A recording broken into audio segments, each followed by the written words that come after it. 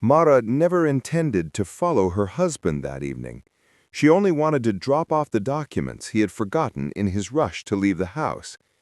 But when she reached the cafe he mentioned earlier, she froze at the sight through the window. Daniel, sitting across from a woman she had never seen, their heads close, her hand resting lightly on his.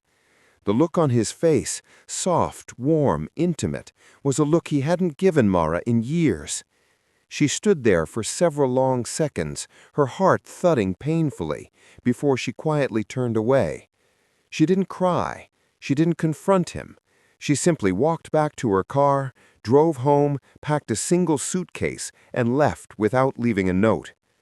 Daniel didn't notice her absence until later that night, when he arrived home and found the house unusually silent.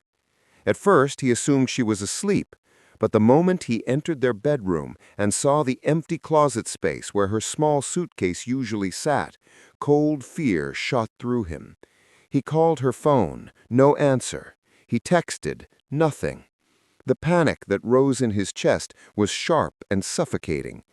He hadn't expected her to see him with Clara. He hadn't expected her to leave.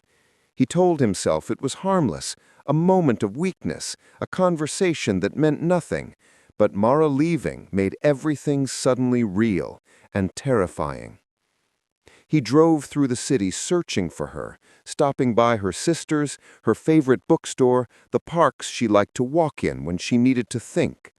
Each time he was told she hadn't been there, his guilt deepened. For the first time, Daniel realized how much he had taken her presence for granted. Her gentle reminders, her quiet patience, the way she always waited for him, no matter how late he came home. He had mistaken her silence for indifference, never seeing the pain she hid to keep the marriage alive. By dawn, he sat alone in their living room, her absence echoing louder than any argument ever had.